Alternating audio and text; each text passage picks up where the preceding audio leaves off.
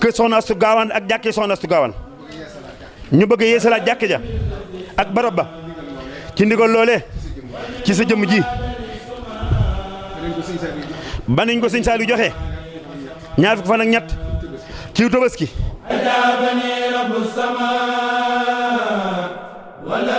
kon nag sëñ Tuubaa amul kenn ku dul taalibe gannaaw nag ñun ñëpp ay taalibe yi sëñ Tuubaa dong la ñu yaakaaru lu dul moom te barke bi tey suñu lépp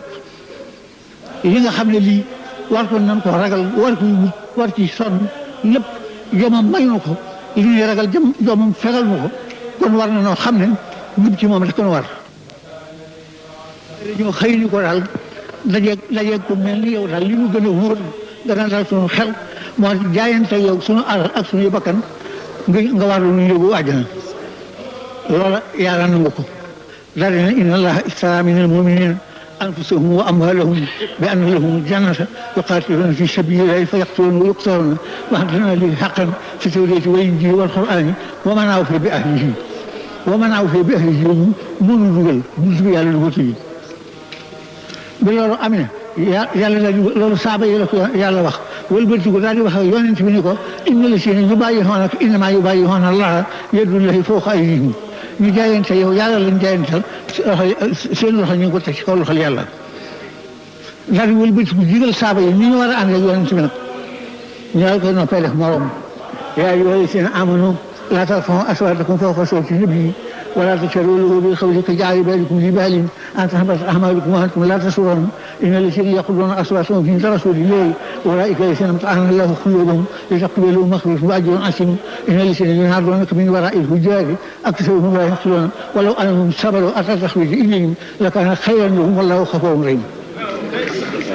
kon ñu wóor leen noonu rek lañ war a ànd ak Sëñ Tuubaa yaakaar ko àllaaxira dong lañ def. sëñ bi doon liggéey bi mu si dara moom kenn ko def yàlla it la doon di santal si bi muy ñaan it bàyyiwul fenn bàyyiwul kenn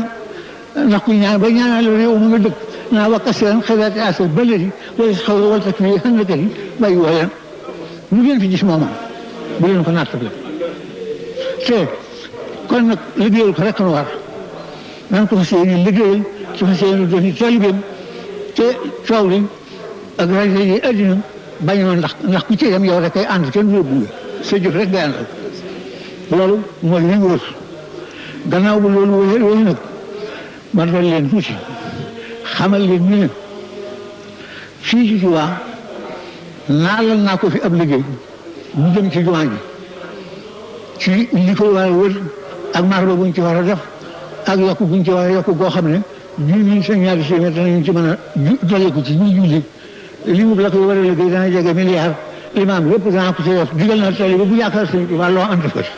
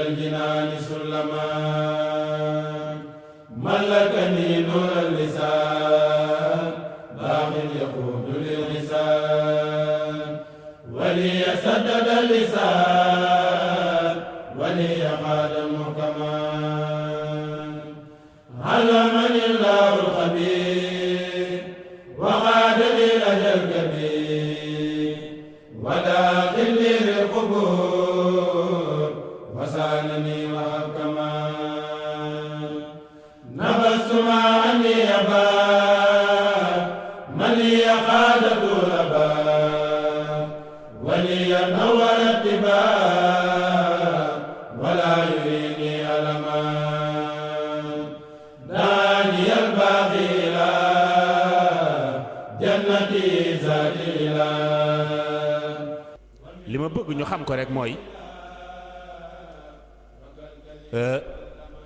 yaakaar yépp daje na ci seen mbagg yi muy yéen waa ahlu xasaayid waa kaw ak waa suuf yéen lañu yaakaaruñu leen nag ngir seeni jëmm waaye xasida yi ngeen àndal ci la lépp nekk ndax sëriñ bi daa jekk boromam dégg ak moom ci lépp lu boromam yoroon ay baax ak i bay sëriñ bi jaar na boromam foo ko kenn musta jaar ba boromam teg ko ci loxoom sëriñ bi làqu ko suulu ko ci xasida yi da ko bàyyi. xasida yi mooy poosub sëriñ bi kuy juloo ko ne loo am def ko ci sa jiba sëriñ bi lim jële ci boromam lépp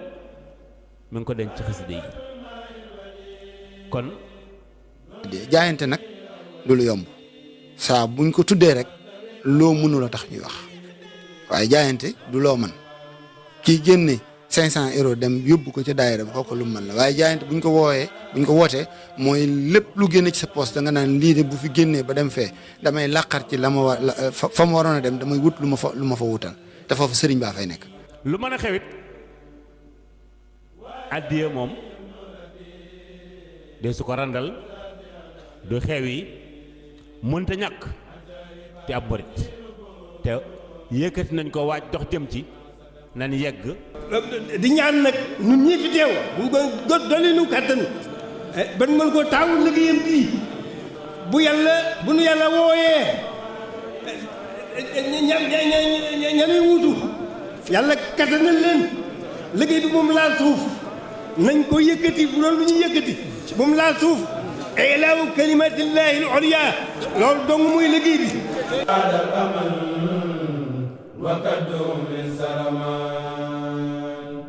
واجهني الباقي الجميل